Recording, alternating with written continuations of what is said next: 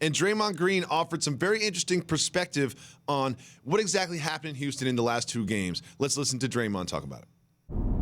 I think it's just a mindset. I think we're kind of, we go into a fight thinking it's a fair fight, and it's not. They're doing whatever it takes to win. And not that they're, doing anything dirty or nothing like that, but they're doing whatever it takes to win. And we're just kind of rolling in like, oh, yeah, we'll box. And they slamming us. What does that mean to you? What that means to me is he wants to see his team play with a lot more force, because that's what the Houston Rockets did in the previous game. But that's the personality of a lot of their players. You're going to get that effort and that tenacity from P.J. Tucker, but he still had 17 points to go with those 10 rebounds. Yep. Chris Paul is going to always give you toughness. And so I understand where he's coming from with that part of the game. But what continues to get lost in this series is they're beating the Golden State Warriors at their own game. That's shooting the 3. Yeah. Okay, they made more three-point shots than the Warriors in every game in this series. And so who do you fear shooting the 3 on the Warriors? Splash Brothers and KD. Yep. KD's not a volume 3 shooter.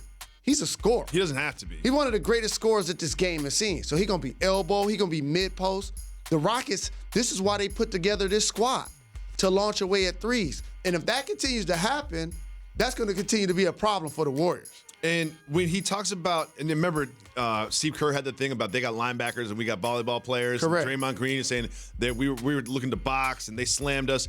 If there was one player on the Warriors that you look to up the physicality and the aggression, what's the name of that player, Mr. Draymond Rose? Green. Exactly. So I think there's a part of him that's actually talking to himself. No doubt about You know what it. I mean? He's not pointing the finger. He's like, because they're not going to ask Steph Curry to up the physicality. That's Draymond. Correct. But also, that's the role of somebody else. Andre Iguodala and Klay Thompson. So Klay Thompson has a dual responsibility. Knock down his open threes, which he has not done, and lock down James Harden, which he has not been able to do. He's got to find a way to pick up his game. And it's demoralizing when you play against a guy like James Harden because he makes so many contested shots. You're right there on his left hand. You promise you're going to force him right. And all of a sudden, he do a dribble move between the leg, behind the back, and step back, and he making a 3, and you fouling him. And you're looking like, man, did that just happen? Yeah, it did. And so I think it takes him it's taking him a couple of games to kind of get his bearings together.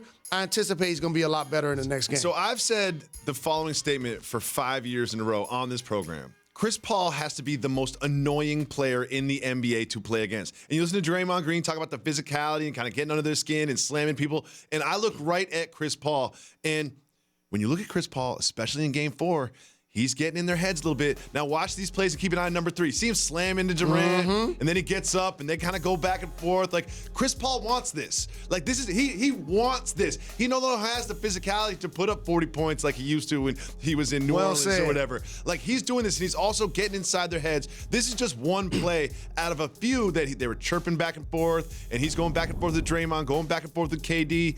What do you think about what Chris Paul has done to get inside the Warriors' head? So in the previous series, we talked a lot about Patrick Beverley and his style.